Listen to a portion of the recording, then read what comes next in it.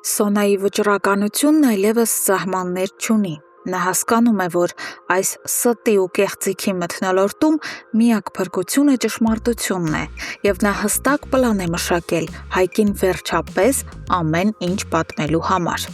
Սոնան խանութից գնում է նորածնի փոքրիկ քնքուշ կոշիկներ և թաքցնելով իր հուզմունքը տանում ու նվիրում է Նարեին։ Նայելով Նարեի արցունքոտ աչքերին, նա մեղմ ձայնով ասում է, որ եթե Հայկն իմանար նրա հղիության մասին, ապա հաստատ աշխարհի բոլոր նվերները կբերեր ու կլցներ նրա և իրենց ապագա բալիկի ոտքերի առաջ։ Ուստի թող Նարեն համարի, որ այս առաջին խորհրդանշական նվերը հենց Հայկից է։ Այս անսպասելի ու ջերմ անակնկալից Նարեի սիրտը խալվում է, նա շատ է հավանում նվերն ու անկեղծորեն հուզվում։ Բայց հենց այդ էմոցիոնալ պահին հնչում է հեռախոսազանգը։ Զանգահարողը Հայկն է։ Նա ակնկալում է վերջապես լսել այն կարևորագույն լուրը, որի մասին Սոնան ակնարկել էր դեռ ցերեկը։ Սոնան առանց վայրկյան անգամ վարանելու պատասխանում է զանգին և Նարեի ներկայությամբ սկսում խոսել։ Նա վճռականորեն հաստատում է, որ այո, իրոք շատ կարևոր բան ունի ասելու։ Նարեն, հասկանալով, թե ուր է տանում այս խոսակցությունը, խուճապի է մատնվում։ Նա ձեռքերով ու հայացքով աղերսում է Սոնային լռել, չբացել այդ դռները, չասել ճշմարտությունը, վախենալով հետևանքներից։ Բայց Սոնան այս անգամ անդրդվելի է։ Նա հաղթում է այս լուռ պայքարում։ Նայելով Նարեի աչքերին, Սոնան հեռախոսով բարձրաձայն, հստակ բառերով հայտնում է Հայկին ամենամեծ ճշմարտությունը։ Նարեն հղի է, դուք երեխա եք ունենալու։ Հեռախոսի մյուս ծայրում քար լռություն է։ Հայկը շոկից ապշել է, իսկ Նարեն, լսելով այս խոսքերը, ինքն էլ զարմացած ու քարացած հետևում է կատարվածին, ապշելով այն անսպասելի համարձակությունից, որով նրանք ընդունեցին ու դիմագրավեցին այս ճակատագրական պահը։ Կամուրջներն այրված են, և Հայկն այլևս գիտի ամեն ինչ։ Մինչ Նարեի սենյակում արթնանում է հույսի նոր շողը,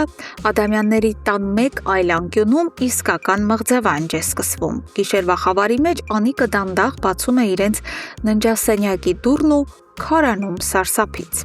Նա տեսնում է իր ամուսնուն, հզոր ու անպարտելի թվացող Սաքոյին, դռան հետևում թաքնված, հատակին նստած ու անօգնական կծկված։ Սաքոյի վիճակն աննկարագրելի է։ Նրա հայացքը խելագարված է, մարմինը դողում է և ակնհայտ է դառնում, որ նա լուրջ հոգեկան շեղում է ապրում։ Անիկը հստակ տեսնում է, որ ամուսինն իրականության զգացումը կորցրել է։ Սաքոյի աչքերին ուրվականներ են երևում։ Նրա դիմաց կանգնած է Աշոտը, այն նույն Աշոտը, ում նա սառնասրտորեն սպանել էր ուղիղ 20 տարի առաջ։ Սաքոն երեխայի պես վախեցած փաթաթվում է Անիկին ու դողացող ձայնով ասում, որ սարսափելի վախենում է, քանի որ Աշոտը եկել է իր հետևից։ Անիկը խուճապի մեջ է, նա անզոր է և պարզապես չգիտի, թե ինչպես փրկել ու օգնել խելագարվող ամուսնուն։ Իսկ ինքը Սաքոն իր գիտակցության մութ անկյուններում հասկանում է մի դաժան ճշմարտություն։ Սա իր արդարացի պատիժն է։ Նա գիտակցում է, որ Լալան վերադարձել է հենց այս նպատակով՝ ոչնչացնելու իրեն ներսից, և որ դա նրա մոտ հրաշալի անթերի է ստացվում։ Սաքոն սարսափով զգում է, որ եթե այս հոգեկան տանջանքներն ու տեսիլքները շարունակվեն, ապա ինքը շատ շուտով կհայտնվի հոգեբուժարանի պատերի ներսում, վերջնականապես կորցնելով ամեն ինչ։ Սիրելի հետևորդներ, իրադարձությունները հասնում են իրենց կուլմինացիային։ Ինչ եք կարծում։ Ինչ քայլեր կձեռնարկի Հայկը հիմա։ Արդյոք նա անմիջապես կգա Նարեին այդ դժոխքից փրկելու։ Եվ ինչպես կավարտվի Սաքոյի այս ծանր հոգեվիճակը։